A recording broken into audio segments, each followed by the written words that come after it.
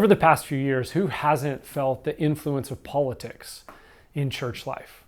The truth is, this isn't the first season in human history when this has happened. In fact, in the early church, Emperor Claudius actually expelled the Jewish people from Rome right when the church was starting to form. So what happened is the church actually became very Gentile.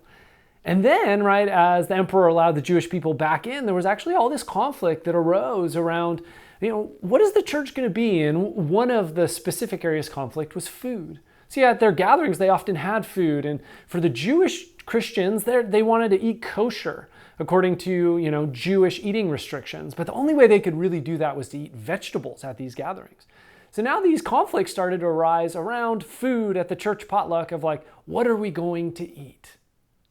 And so Paul writes in his letter to the Romans in chapter 14, verses 1 through 3, "As for the one who is weak in faith, welcome him, but not to quarrel over opinions. One person believes he may eat anything, while the weak person eats only vegetables. Let not the one who eats despise the one who abstains. And let not the one who abstains pass judgment on the one who eats, for God has welcomed him." Right? Paul tells them, I get you guys have very different convictions around what to eat. Hey, let's welcome each other. And welcome doesn't mean tolerate that person you really disagree with, begrudgingly sit next to them at the potluck.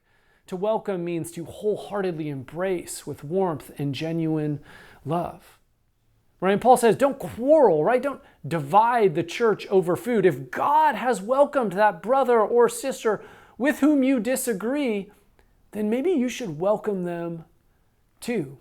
Even though 2,000 years have passed since Paul wrote this letter, I think we can relate. I mean, who hasn't, in the midst of attending church, known someone who was involved in a quarrel or a conflict that was kind of mirrored cultural trends much more than biblical love? I can personally say over the last few years, I've seen many people change churches to align with their political perspectives rather than loving their brothers and sisters in the church with whom they disagree, but whom God has welcomed into his family. So I just want to invite you, if there's someone in your church who maybe thinks differently or votes differently, I want to invite you. What would it look like for you to welcome that person as God has welcomed them? Let's choose to live faith first.